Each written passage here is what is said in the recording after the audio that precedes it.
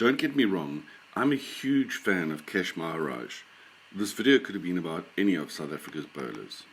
However, it's about Kesh because as the fifth bowler and the only spinner in South Africa's deadly pace attack, the fact is that he sometimes just isn't needed because the pacemen have destroyed the opposition before he has a chance to bowl. He also has the second best test bowling figures for South Africa in test cricket. Kesh's 9 for 129 against Sri Lanka, ironically, was as part of a 5-man attack, yet the Proteas lost that series 2-0. Tayfield is 9th on South Africa's list of test wicket takers, with Maharaj 1 place behind him. Staying with South Africa's list of top test bowlers, if we look at the number of balls bowled per match by each bowler, Kesh is surprisingly low down on the list, in particular considering that he's a spin bowler who are usually relied upon to do a lot of the bowling for a team. No serious cricket fan could doubt Kesh's bowling credentials, but here's the problem. In 2022, South Africa's batting average was 24.63 runs per wicket, the 7th lowest average for any team that has played 10 or more tests in a calendar year. It's also the lowest average for South Africa in a calendar year in our history. No one in the current side averages over 40, and they have been bowled out for under 200 in their last 6 innings.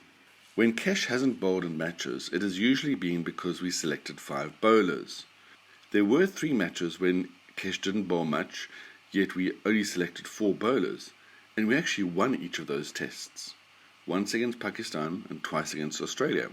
Basically, we won those 3 tests with really just 3 bowlers. So why should we ever need 5 bowlers? Kesh picked up 5 wickets against Zimbabwe in the second innings of a test match, but pace had effectively won the match in the first innings, so the Proteas could have won easily without needing a 5th bowler. During the last 12 months, there have been 6 innings when Kesh hasn't bowled a ball for South Africa, and the irony is that this was at a time when the Proteas were short of runs. We needed an extra batter. When you have an extra batter in the side, that also means that another player is getting test batting practice. The team's average potential score for the match goes up, and it will give the Proteas one extra precious partnership that can be built between specialist batters. This is very important.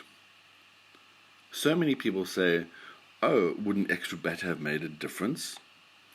Yes, he would hopefully score around his average score, so even if it's a low average of 30, that would theoretically mean an extra 60 runs per match on average. However, the bigger question is, why have a 5th bowler if you seldom need to use him? During the last year, South Africa's batting has been possibly its worst ever, yet we have favoured the 5-1-5 formation in every test. During that time, Kesh has also been used frighteningly sparingly. Either he should have been left out in place of a batter, or another bowler should have been left out and Kesh played and then given a proper share of the overs. Generally, if a team bats well, there's not much a bowling attack can really do, whether you've got 4 bowlers or 6. The Proteas batters haven't been brilliant over the past 5 years, but they have regularly been playing with 1 batter short, which has been a real burden for them. So it's not Kesh's fault, and his record certainly justifies him being part of a Proteas 4-man bowling attack.